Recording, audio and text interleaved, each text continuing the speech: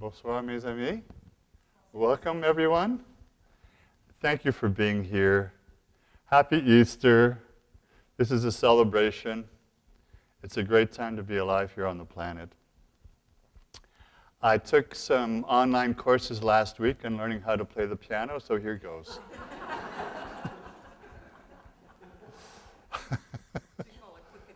A quickening, yeah, there you go. That's very good. And so welcome one and all, sisters and brothers of planet Earth. I welcome you in the name of the oldest energy on the planet and the cosmos, which is music. The universe was created from music. We are music. And this evening will be a journey, an adventure, a quest in opening up to music. You'll have to excuse me in the sense that a couple months ago I had a fairly severe concussion. So if I don't remember your names, just please tell me your name again. And for that reason, I will be reading a lot of the things that I want to share with you tonight, which are very serious and very sincere and also playful. Thankfully for you, I will not be singing tonight. So let me just welcome you on behalf of the First Nations of Southern Vancouver Island. This is a traditional thing we do wherever we are. This is their territory. It's been their territory for 12,000 years, if not 20,000 years. As you can see, I'm wearing a really interesting shirt you can come up and have a look at later. Fighting terrorism since 1492. I am First Nations as well as Irish, Welsh, English, Scottish, Dutch, Canadian, British, whatever. And I do speak Mohawk. I'd like to thank Miriam for helping me put this together this evening, and my good friend Paul Stein for doing the video and the audio for this. And that will be available at another time. Just a little bit about myself, because some of you know me and some of you have no idea who this guy is standing up here. I have a very interesting background. I won't say much about it, but my spiritual psychological autobiography, Living in Two Worlds, is out there. I'm pretty out there too. I live in the spirit world 24/7, and I live on this earth plane 24/7. So that's a little unusual, and I've done that since I was born. I've endeavored to spend my entire life as someone who is questing for knowledge and wisdom. So I have 18 years of the University of Toronto in physics, biochemistry, microbiology. I have degrees in psychology, 3 degrees in philosophy, and multiple PhDs.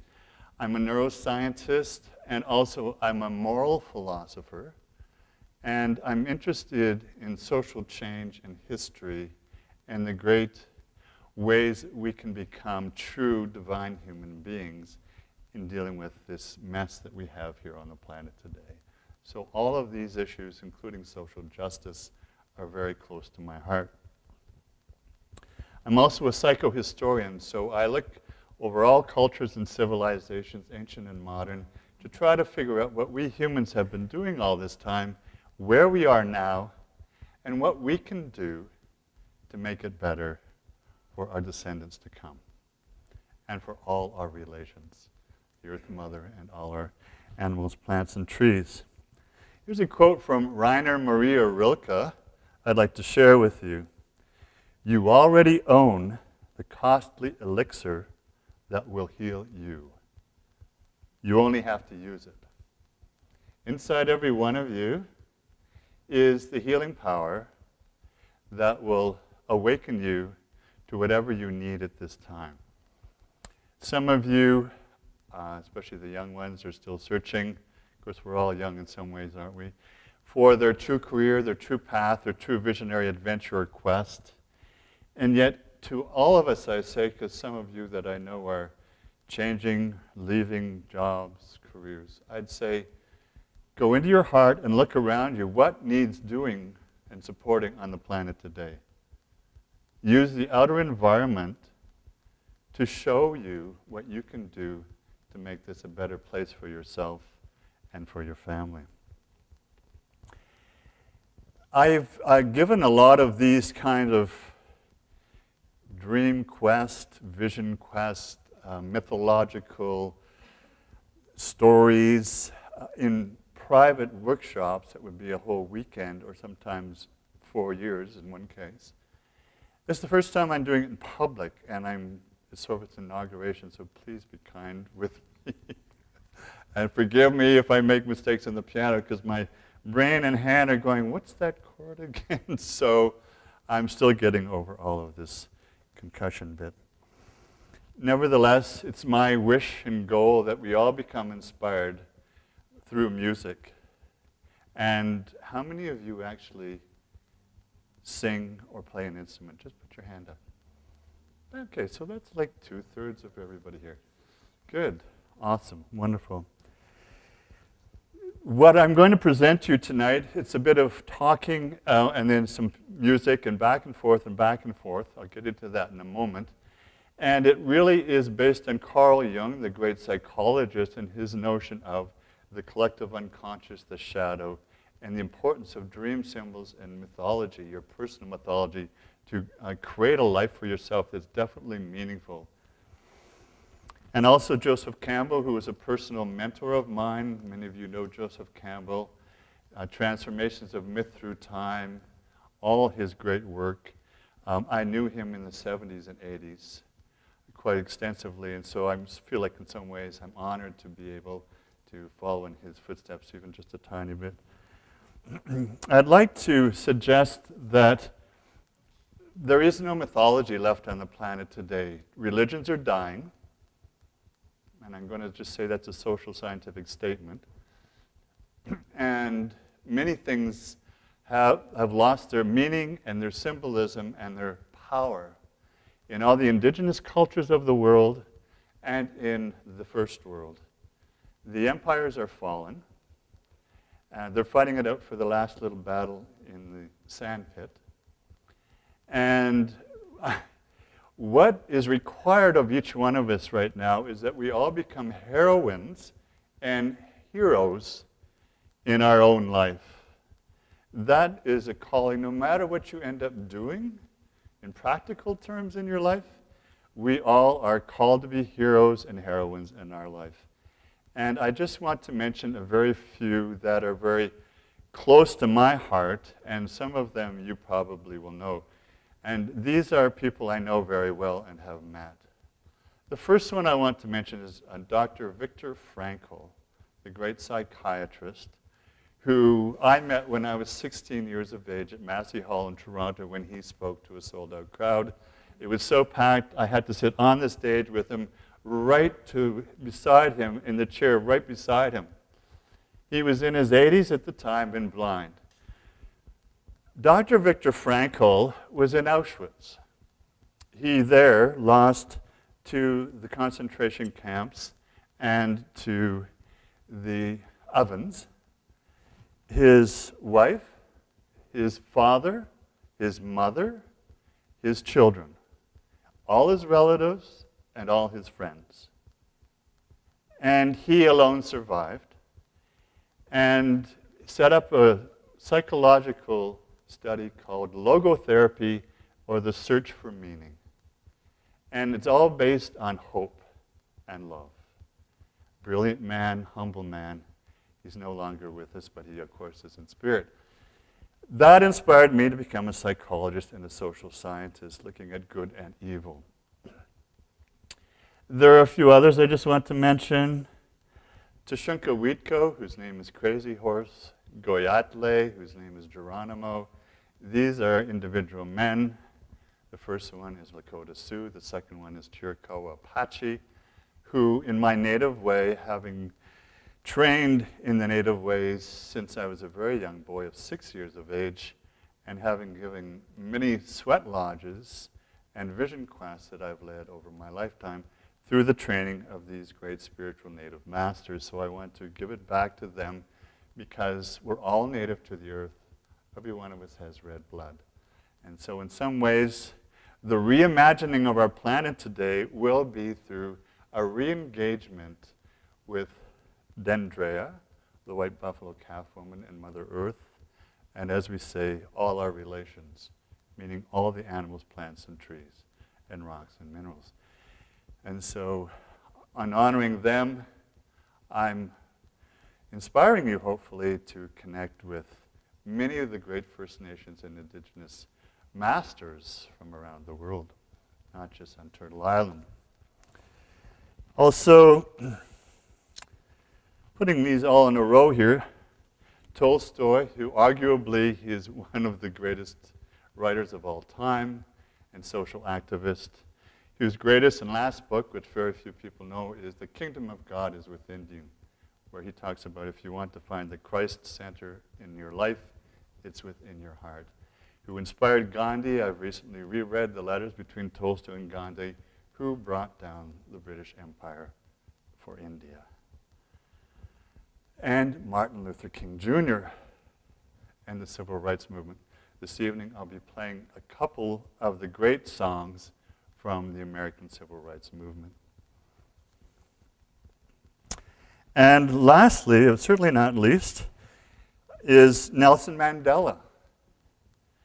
I've actually composed a song for Nelson as a celebration, and tonight is meant to be a celebration for all of us.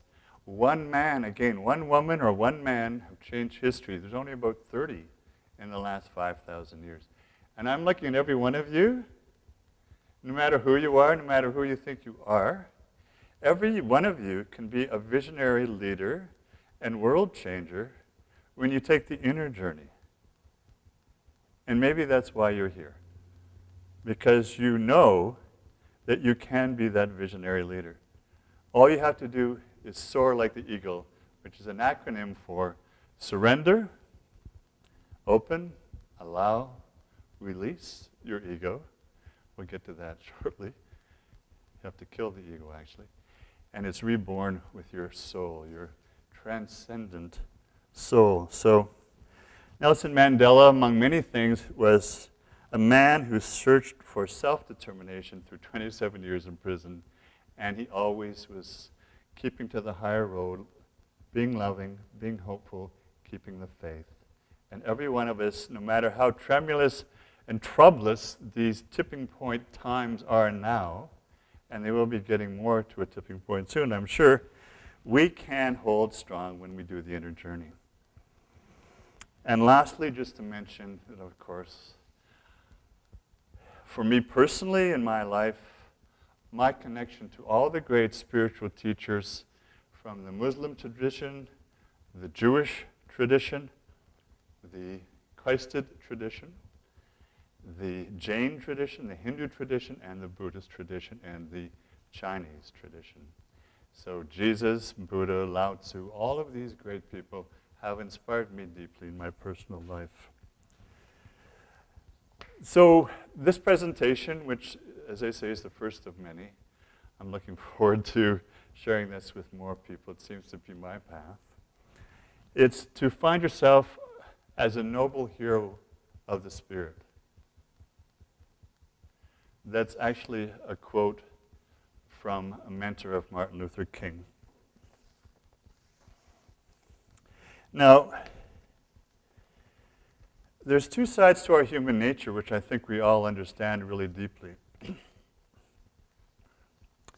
And before I do that, let me just say something musically for you.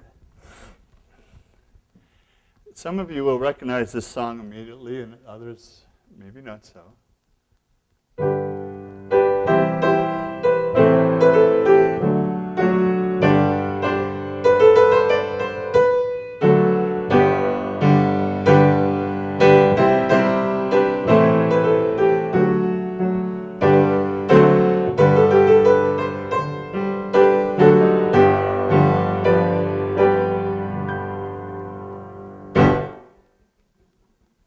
What is that song? Rule Britannia. Now, so I'm not making any judgments of this. I'm a social historian and a moral philosopher. So this is a stage of human history where empires are changing and falling very quickly. And why I'm playing this is because I want to read something to you from Carl Jung, where he said, "Society creates our nullification, which we will not stand forever. The only answer is for you to become an independent individual and create your own heroic path." I've recently reread 1984 by George Orwell, and I watched the play, which was done in London. And how many of you read 1984, the book? So you all remember Big Brother, the face that with the eyes that follow you everywhere. You have no independence, no freedom. You can't speak your mind. You can't share your feelings. Anyone can turn you in, whether it's the NSA or the CSIS or anyone. And this is 30 years since 1984. And we're already way deeper into 1984 than most of us realize. That's just a social scientific truth. And last night when I was waking at 3 o'clock, I wrote down these kind of hopefully poetic, alliterative phrases, and I'll just read you some. Now, I want you to know that I read about 5 books a day, and I read political philosophy, social philosophy, American politics, world history, economics, many books on modern economics, and I'm actually just putting together what I've read from people who've won the Nobel Prize for economics or politics. It's not my own idea. I'm a scientist. So this society that we live in that's creating our nullification is a collectivized, communalized assembly line of non-thinking, robotic, zombie, unliving dead. That's the opposite of the zombie, which is the living undead. We're the unliving dead. We're already dead, maybe to our soul, to our meaning, to our purpose, to our life. And most of us don't know it. And I get into why that's the case. Materialistic, scientific, repetitive, technologized, reductionistic swarm mentality. That's what most of us live in. Now, whereas I communicate and talk to people of all backgrounds and ages and cultures, I'm really quite interested in the young people of the millennial generation. And I won't go into their university or college debt that they may never have to or be able to repay, or the fact that many of them won't have the jobs that the boomer generation had. And they're going to have a great challenge, and that's why I support most of them in finding entrepreneurial businesses so they can survive with their families and children in this really tremulous time. And all the millennials I know, whether they want to admit it or not, understand this, that it's not going to be easy for them. And you have children or friends that age. And this is why I do what I do. Let me just play you a little piece of what it's like to go to a job 9 to 5, if you have one, and how you feel being there at this work. It's a frenetic, fast-paced society where people are so in their mind and they're running around trying to do things and never feel like they accomplish much. And by the end of the day, they wonder what they did, but they're just like frenetically and frantically running around. And it might feel like this.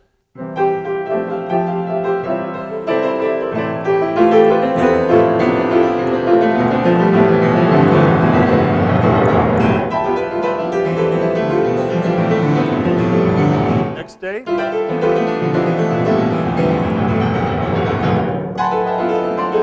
You think you're getting ahead? Oh, no. That job didn't turn out. Maybe? Gonna hire me? So, music's powerful, isn't it?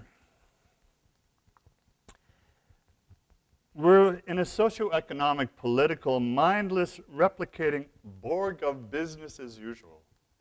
Business is like a Borg, right? And that's how most people, I think, find it. It's a monotonous, moronic, militarized machine of mass murder. Now we're talking about the military complex. And a merciless, monetized monster that requires mob modification. This is 1984. I got this in the middle of the night. I must have been channeling one of you. I don't know where I got it from. And, you know, the more that I read on politics and society, the more I'm aware that there's a masterful, mendacious, domineering criminal control of many of the things that go on in our world and our societies. Now, that's all coming from, as a neuroscientist, I want to point out that there are 4 brains, and the 5th brain we've just found is the heart. The 4 brains are the reptilian brain. This is Dr. Paul MacLean. The limbic brain, which is emotion of fight or flight and fear and selfishness and greed and fighting to get what you need or want and using any criminal technique you can to get it. That's the limbic brain. We all have it. Then that's mammalian. And we have the cortex, which is more humanoid, and now the neocortex. The people like HeartMath in California have found that the 5th brain is in the heart. It's 50 times more magnetic than our head brain, and it's 200 times more electrically charged. The longest distance and the greatest journey for most of us is 12 inches from here to here. And the problem in society and education, I'm really going to pillarize education here, is when you only teach children to use the left brain and nothing in the right brain, which is music, creativity, art, drama, poetry, writing, dance, and all these other playful, joyful activities, when the money isn't there or the educational will isn't there, we're training young people just with the left brain to always just use fear and control for themselves in all their relationships with other people, including their families, their societies, and so on. I think that's actually quite criminal. The right brain is increasingly becoming more active and important through emotional intelligence. You've read the books, Daniel Goleman, intuitional intelligence. I'd like to add that one more step to spiritual intelligence, where you can access something deep in your heart that's going to heal the splits and the blocks that are in you. So what does it mean to be a true or a real man or woman? It's somebody who is earthy and masculine, with a lot of deep feminine emotion and feeling, is a receptive person, strong, loving, courageous, caring, sensitive, authentic, kind, heartfelt, joyful, free, independent, sisterly, brotherly, a universalist, and harmonious. Now, part of what blocks all of us is fear. Fred Shuttleworth was one of the greatest mentors, along with Randolph, A. Randolph, of Martin Luther King Jr. Fred Shuttleworth, who was attacked many times by the Ku Klux Klan, said this, and he just walked through all their defenses. We are afraid of being afraid. The conquering of fear produces exhilaration. This promotes a self-confidence that is the very father and mother of courage. When the bombs dropped in the Second War in London, England, people were still playing out in the street. The kids, women are hanging out their laundry, and they were asked by journalists and other social scientists later, why did you not go running into the house or into the shelters down in the tube? Because we didn't get hit. Somehow, when we're in a time of a great fear, personally, socially, collectively, culturally, you know, sometimes what we can do is stop being afraid of being afraid and just start to be strong. So that's what this concert's for. And I'd like to mention that one of the techniques that is an age-old technique that I use myself, it's been around for 10,000 years, is Kundalini Kriya Yoga. It's the neuroscience, the biology of transcendence that helps you move through fears and blockages and emotions and other things in your life to come to some integrative higher spiritual awareness in your heart. It's a consciousness of heroism.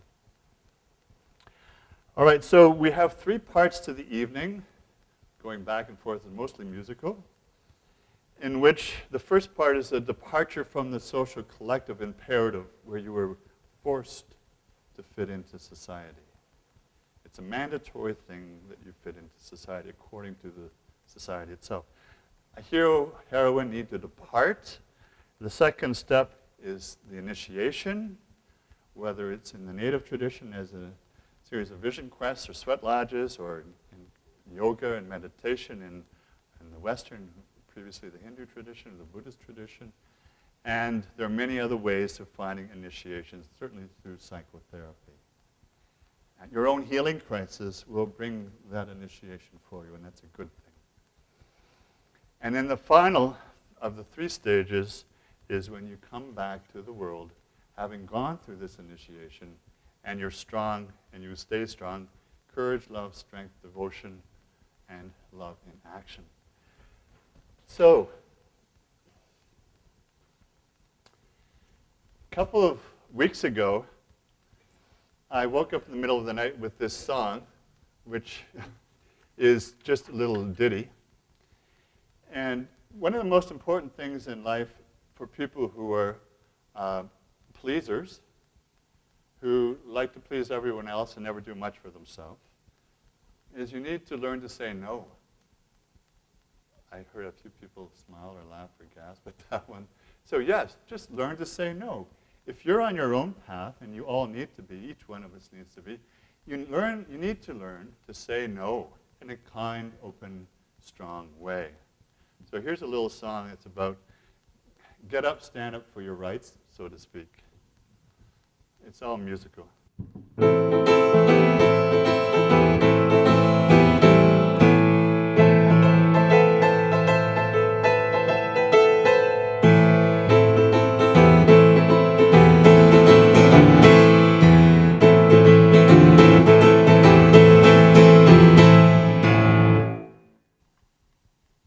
So you can imagine feeling that and kind of try to come to some inner understanding of why that might be important for you in some situations. Now we're in the getting ready for departing from the society that has a hold on us. This is obviously very archetypal. It's very Jungian in a way. It's very Joseph Campbellian, mythological. Of all the creation myths and all the other myths of the world, cross-culturally, as an anthropologist speaking as well, there's one monomyth. And the monomyth of all cultures, of all times going back, is the myth of the hero, the heroine. That is the one great monomyth of all time and all culture and societies. And so within that, you need to access psychologically, energetically, and consciously the king archetype, the queen archetype. No matter if you're a man or woman, you need the logic of the left hemisphere of the masculine, and the logic, because there's logic to the feminine side. Make sure you understand, the feminine feeling and emotion is logical and important. And that will help you access your own inner hero and heroine. And what we could call the seeker archetype, which is a very keen, whatever stage you're at in your life at this time, the seeker is really core. Now, this next song is about a king from Scotland who is about to be killed by the British monarch. We're going back a few hundred years. So he had to retire and sail to the island of Skye.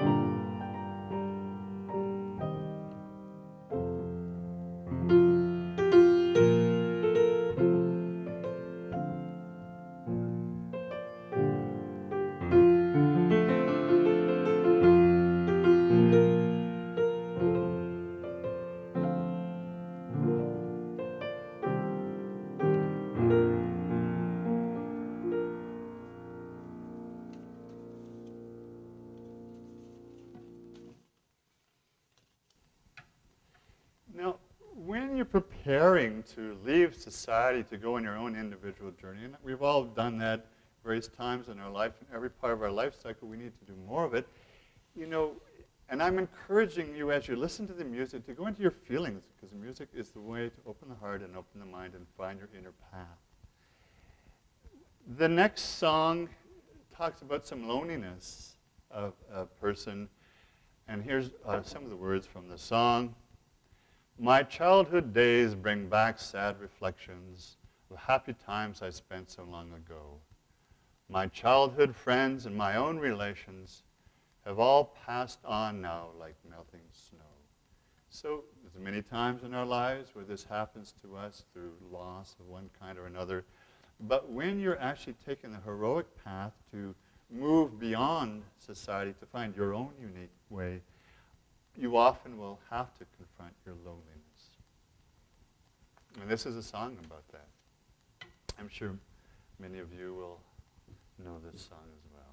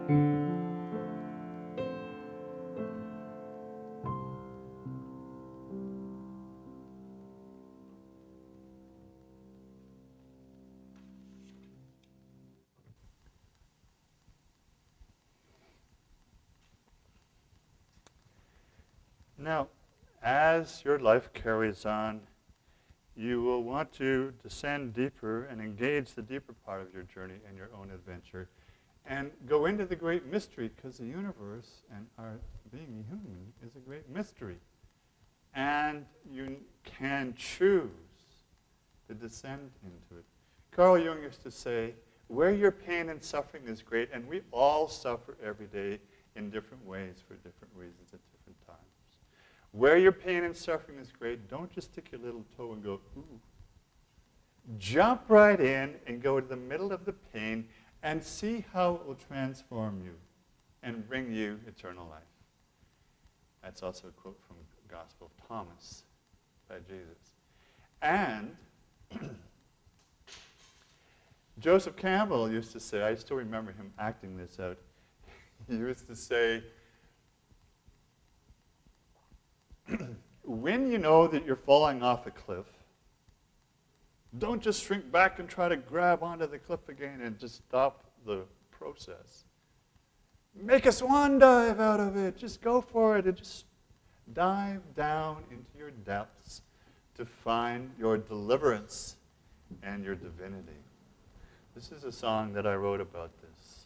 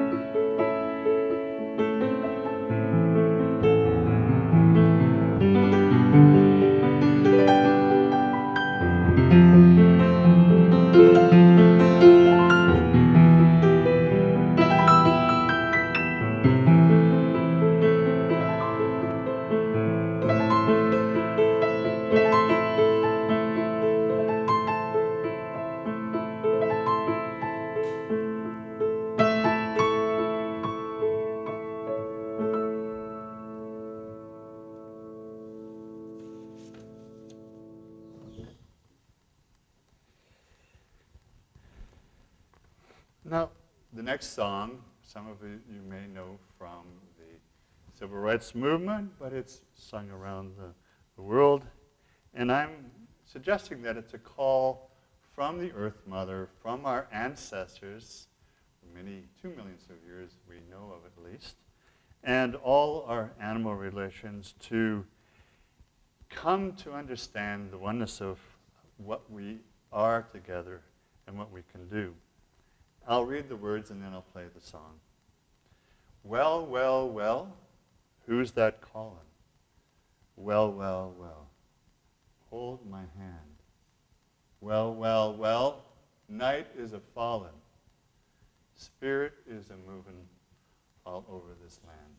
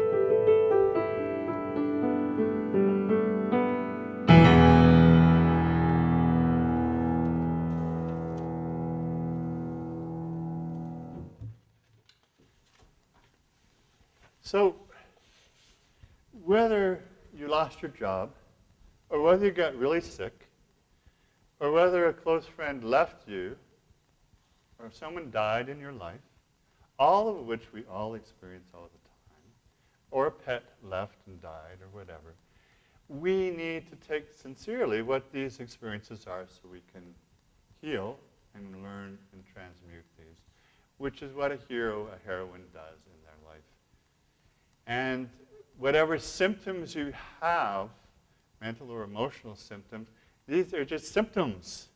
There's a deeper underlying cause that you can get at. It's necessary to get at. And so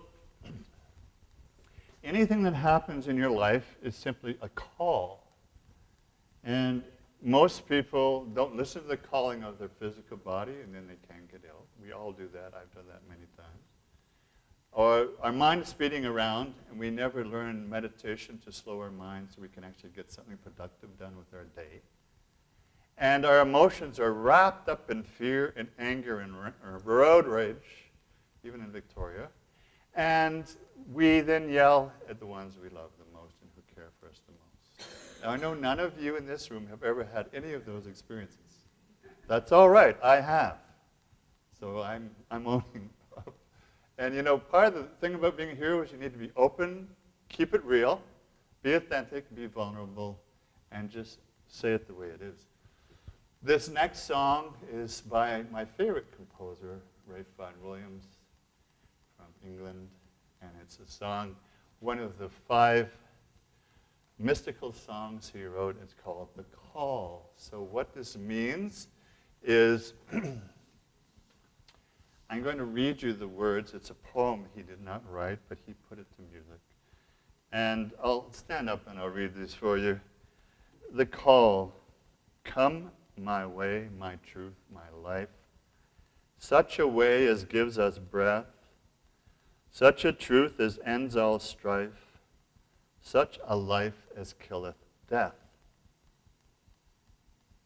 Come my light, my feast, my strength. Such a light as shows a feast. Such a feast as mends in length. Such a strength as makes his guest. Come my joy, my love, my heart. Such a joy as none can move. Such a love as none can part. Such a heart as joys in love.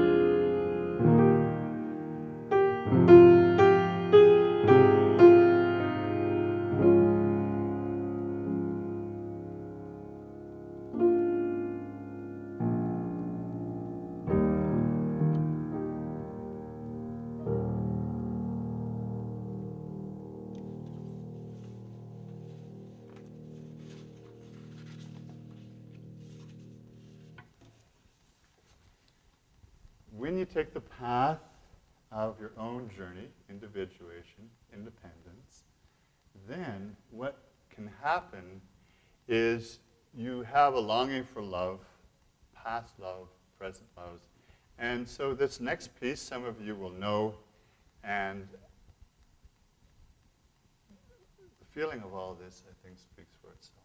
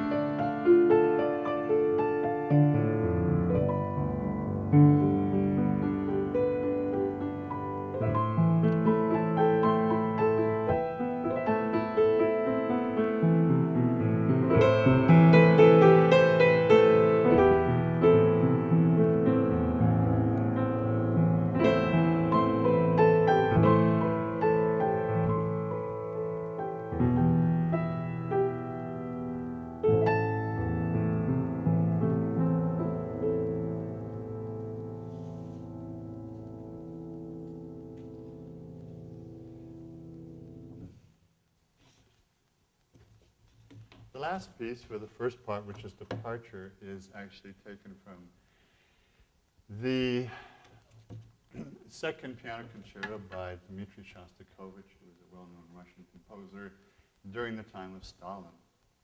And this is a song about war, chaos, sadness, loss, and just deep grief. And I think, again, this embodies what we all feel when we're trying to find our individual path. It's a very moving piece, and I hope I do it some justice. It's a second adagio movement.